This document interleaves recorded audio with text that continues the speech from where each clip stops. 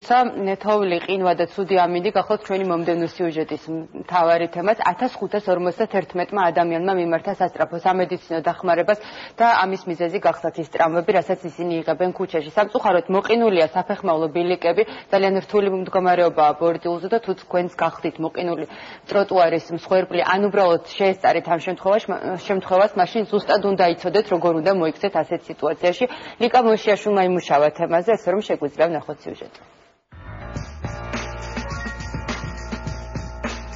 უამინდობა თბილისში უკვე რამდენიმე დღეა გრძელდება. მოყინული ტროტუარებისა და სამანქანო გზების გამო უბედური შემთხვევების რიცხვი მატულობს. თუ ქუჩაში საგზაო შემთხვევის მომწრე გახდით, ან უბრალოდ თქვენს მეგობარს ფეხი დაუცურდა და წაიქცა, ამ დროს თქვენი დახმარება შესაძლოა აუცილებელი გახდეს. თავი და ხერხემალი და კისერი უნდა იყოს ასე სწორ ხაზზე გასწორებული და უნდა გვეჭიროს თავი. თუ ამ დროს ადამიანს სუნთქვა უჭირს, უნდა გავხსნათ სასუნთქი გზები, აი ასე მხოლოდ ქვედაყბის წამოწევით, ისე რომ თავი უკან არ გადაუწიოთ და საერთოდ თავი უნდა იყოს უძრავად და კისერი. როგორ აღმოვუჩინოთ ადამიანს პირველადი დახმარება კიდურების მოტეხილობის დროს. მაქსიმალურად გამოიყენეთ ის ნივთები, რომლებიც იმ დროს ხელთ გექნებათ. მოტეხილობის დასაფიქსირებლად დაგჭირდებათ კაშნი ან სხვა ქსოვილი. არტაშანის ნაცვლად კი შეგიძლიათ ჯოხი, ფიცარი ან სხვა მყარი მასალა გამოიყენოთ.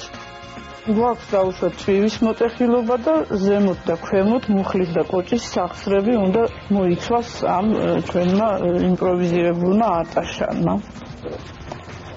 და მუხლის ზემოთ ვადებ ერთ ნახვას, ჭიდროთ, რომ სათანადო იმობილიზაციას მივაღწიოთ და მეორეს ვადებ აი აქ კოჭის ნახვად და უკვე ორი სახსარი მაქვს ჩაკეტილი, უძრავად არის.